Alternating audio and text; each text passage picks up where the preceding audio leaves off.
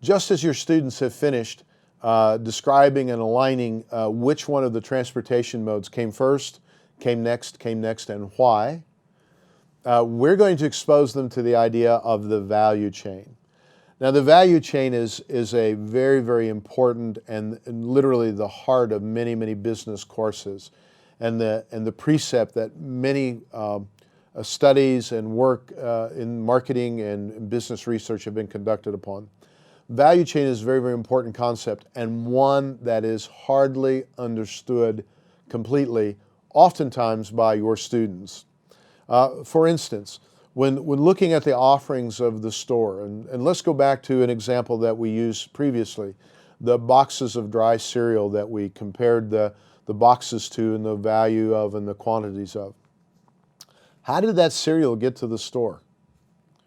Well, most people can explain that. It came in the truck, or it came in the lorry and it was delivered to the store, and the store then unboxed it and put it up on the shelf. Oh, very good.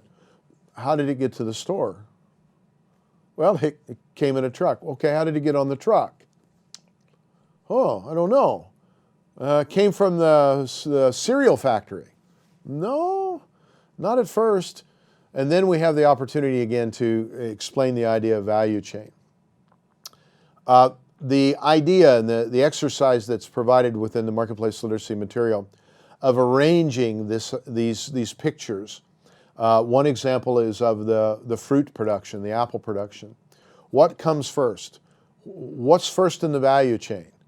Where does the customer fit into that value chain at? All of these questions can be dealt with and relayed within that exercise of letting your students pick and choose which part of the value chain comes first, putting it in order. We have a great deal of fun doing this because quite often our students will get it confused or not quite get it right. And then when we explain to them, the process of it comes from the production side. Obviously the apple is first in the orchard. Then it goes through packing, then it leaves the farm, and then it goes to the distribution. From the distribution to the wholesaler, from the wholesaler to the retailer, and finally from the retailer to the customer biting into the apple. It begins in a very simple way to create this idea that there are these value chains in fact. That anytime we see a nascent product in the field, whether that be rice in the paddy, whether that be peanuts in the field, whether that be fruit on the tree, that there is a process of value exchanges that takes place to get the product from the field to the customer. In each one of those value exchanges that takes place, there's an opportunity there for an enterprising entrepreneur to examine that exchange and say, hey, is there an opportunity for me there? Do I have a method, or do I have an idea that might improve the shipment of fruits from the field to the wholesaler? Can I provide some mechanism that gets the materials faster or better from the field into the wholesaler?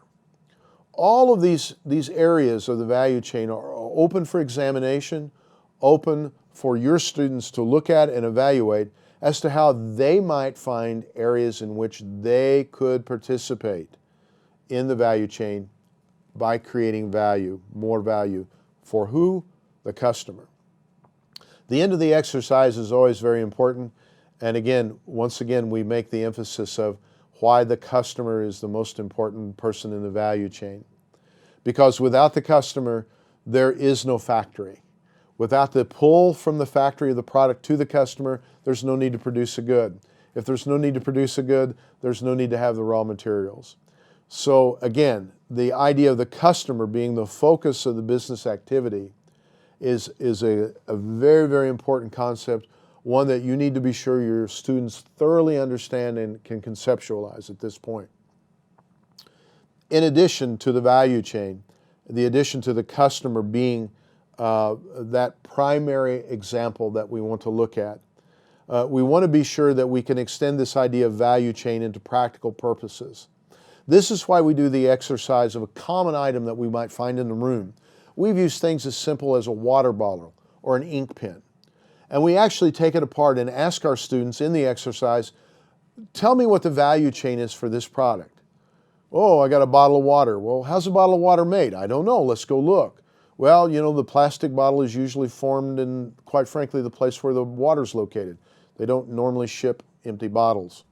So the bottle is made, the plastic that the cap is made is a different material, so caps come from another place. Paper labels have to be printed with ink coming from another place. The water comes from the ground in some other place. So the label, the bottle, the cap, the ink on the label, and the water in the bottle all have to come together to form the product. We ask our students to enumerate those steps and think about each one of those in terms of a product. In doing this, it allows them to experience firsthand the concept of having to create a value chain. That perhaps as an entrepreneur, I want to create a product or I want to create a service. Each one of those has its own value chain that must be addressed.